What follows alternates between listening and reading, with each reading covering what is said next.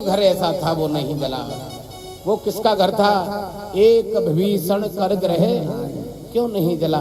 जानते हो, जब हम और आप इन ठाकुर की शरणागति, इन गैया मैया की शरण में अपने जीवन को चला रहे होते हैं तो कितनी ही आपदाएं आ जाएं, प्रभु का कवच गौ माँ का आशीर्वाद हमको हर वक्त बचाए रहता है। इसलिए हम प्रभु के इस कवच को बनाकर रखना चाहते हैं तो इनकी शरणागति रहे।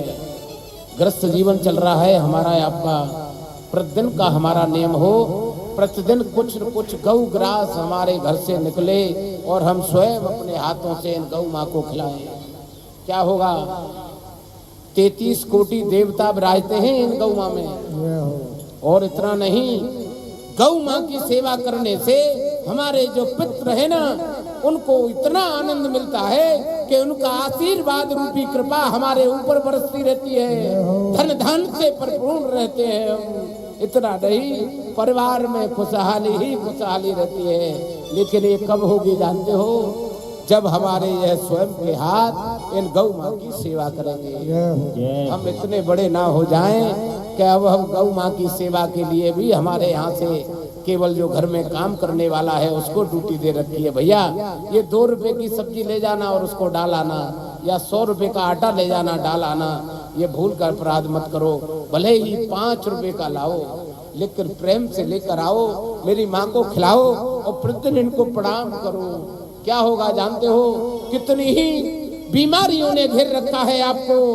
प्रमाण के साथ बताऊंगा मैं, जितने ग्रंथ लिखे गए हैं सभी ग्रंथों में मेरी गौ माँ की महिमा आती है। इतना नहीं, ये जो ठाकुर विराजे हैं ये जानते हो, इन्हीं गौ माँ के लिए अवतार लेकर के आ रहे हैं। विप्रधेन सुरसंत हित लीन मनुज अवतार।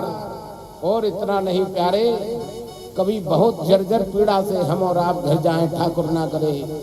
और जानते हो, इतने असहाय हो गए हैं हम के बेड पर आ गए हैं और हमारी यात्रा पूर्णता की ओर है। तो हमारे यहाँ जो श्रेष्ठ हैं गुरुदेव भगवान हैं, हमारे जो ग्रंथ हैं एक ही रास्ता बताते हैं कि भैया इनसे अब गौ सेवा कराओ, और कोई साधन नहीं है, गौ माँ ही इनको पार करेगी।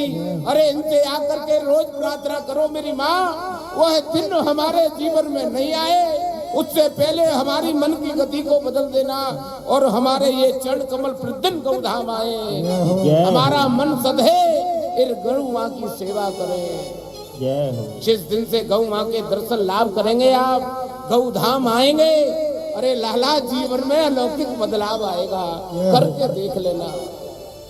मेरी सभी से करबद्ध प्रार्थना है, श्री सुंदरकांड के आश्रय में हमारे आपके घर में एक नियम हो, हम प्रतिदिन गौ माँ के लिए एक रोटी निकालें। निकलती है प्यारे, घर में अगर बुजुर्ग हैं हमारे तो आज भी हमारी दादी माँ निकाल कर पहली रोटी देती है, बेटा ये रोटी गाय माँ को दे करके आ, उसको प्रणाम करके आना घर, फिर बाद में तुमको प्रसाद मिलेगा। ये क्या है जानते हो? पुरानी जितनी रीति रिवाज है ना, हमारे ग्रस्त जीवन में खुशहाली लाती है। आज के दौर में जो परिवार परेशान मिल रहे हैं वो हमारी अपनी देन है। हम केवल अपनी इनकमिंग चालू किए हुए हैं, प्रातः से शाम तक हम केवल अपने लिए सोचते हैं। मैं विरोध नहीं कर रहा, करना चाहिए, लेकिन प्यारे एक हाथ से हमको यह भाव भी जगाना चाहिए, प्रतिदिन हम गौधाम आए। आ नहीं पा रहे हो, बहुत व्यस्त हो, चिंता मत करना, जहाँ निवास है गौ माँ को वही याद करना। एक दिन अगर गौ माँ आपके घर पर आ गई और एक रोटी खा गई, प्रतिदिन उसी टाइम मेरी गौ माँ आपको आशीर्वाद देने आएगी। और जिस दिन वो आने लगी, अरे दुनिया की कोई ऐसी ताकत नहीं है जो आपको परेशान कर जाए। मेरा एक ही भाव दृढ़ है, हम और आप ग्रस्त जीवन को लेकर चल रहे हैं, बहुत सी जिम्मेदारियों से हम घिरे हैं, कभी थकना नहीं है, घबराना नहीं है, किसी काम से मुंह भी नहीं मोड़ना है। हमको क्या करना है?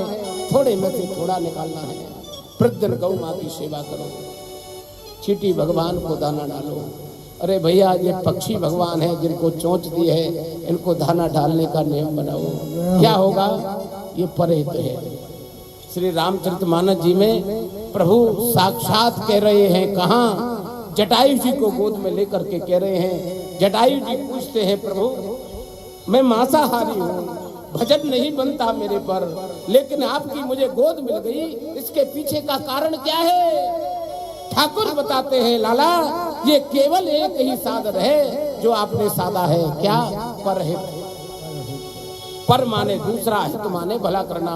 एक बात बताओ, जटायु जी और माँ जानकी जी का क्या संबंध है? वो पक्षी हैं, वो माँ हैं, लेकिन रावण से भिड़ गए जटायु जी माँ की रक्षा के हेतु। ठाकुर कहते हैं प्यारे परहित सरिस धर्म नहीं भाई, जो परहित करता है में धर्म एकत्रित होता है। और जानते हो धर्म ही एक ऐसा साधन है जो हमारी जीविका को चलाता है, लेकिन जीवन में आनंद भरता है। परहित सरिस धर्म नहीं भाई, लेकिन जानते हो जब हमारा मन मेरे ठाकुर की कृपा से परहित करता है ना, तो एक साधन और खुलता है। परहित बस जिनके मन माही, तिन कहूँ जग कछु दुर्लभ नाही। अरे आनंद की जितनी वस्तु है आपको ठाकुर की कृपा से सुलभ होंगी। आनंद क्या है जानते हो? हमको ऐसा लगता है बहुत गांधी जी जोड़ लेंगे हम तो बड़ा आनंद ले लेंगे। भूल है हमारी आपकी प्यारे। देखे होंगे बहुत से धनाढ्य रात को नींद नहीं आती है, ये पैरामीटर लगा के रखता है, बीपी बार बार ऊपर नीचे हो रहा है, सांस नहीं साथ दे रही है, शरीर नहीं चल रहा है, मिठाई 56 भोग सजे हैं, एक नहीं खा सकता है। मैं विरोध नहीं कर रहा, सबके साथ है, लेकिन ऐसा क्यों है जानते हो? हमने संसार में आने के बाद यह प्रभुता जमा रखी है कि यहाँ जो भी कर रहे हैं हम वो हम ही कर रहे हैं। भूल से वापस आ जाना। अहंकार बड़े बड़े का नहीं रहा, मेरे रावण से ज्यादा बलवान नहीं है हम, जिनके लिए ठाकुर आए, अरे वो नहीं रहा तो हमारी तुम्हारी क्या औकात है? समय रहते रहते समझ जाओ, हमारे स्वयं के हाथ परहित करें, गौ माँ की सेवा करें। अरे साधु संगति जब हम करेंगे तब हमारा मन सदेगा। श्री रामचरितमानस जी की पोथी जी में ऐसे ऐसे सूत्र बताए गए हैं जो आपके कदम को भटकने नहीं देते, सत करके जीवन जीते हैं। तो बाबा की पूंछ में आग लगाई गई, बाबा ने पूरी लंका जलाई, एक घर ऐसा था जो नहीं जला।